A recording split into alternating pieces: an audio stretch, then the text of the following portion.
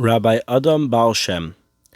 Now returning to Minsk after his 12 years' absence, he immediately rejoined the group of Kabbalists, finding that many of them had spread far afield, and many more had been added to this group who were studying this secret teaching.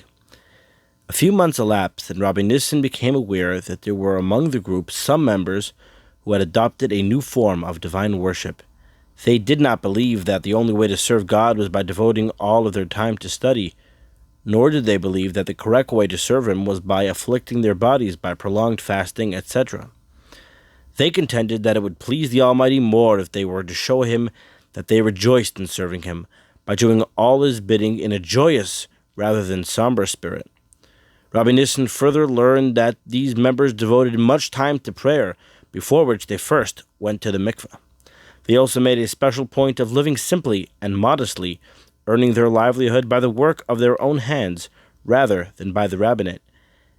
And even those among them who were rabbis attired themselves in ordinary workmen's garb, so that they should be able to appear among the workmen as members of their class.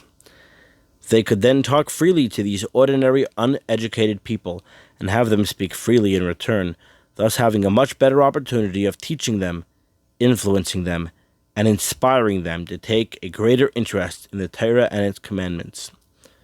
Many of these Chassidim would undertake varying periods of exile, dressed like ordinary workers, and travel among ordinary folk, in order to encourage and elevate them to a higher level of thought and way of life. Rabbi Nissen was very interested in these particular Chassidim, and became rather friendly with them.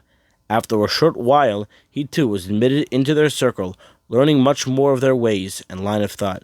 Much to his astonishment, Rabbi Nissen now learned that the group to which he had attached himself was only one of many such ones, all interconnected, and that the head of all these groups was a great tzaddik and wonder worker, named Rabbi Adam Baal Shem. In less than 6 months, Rabbi Nissen had made himself thoroughly conversant with all the teachings of Hasidism as it appeared in its first form.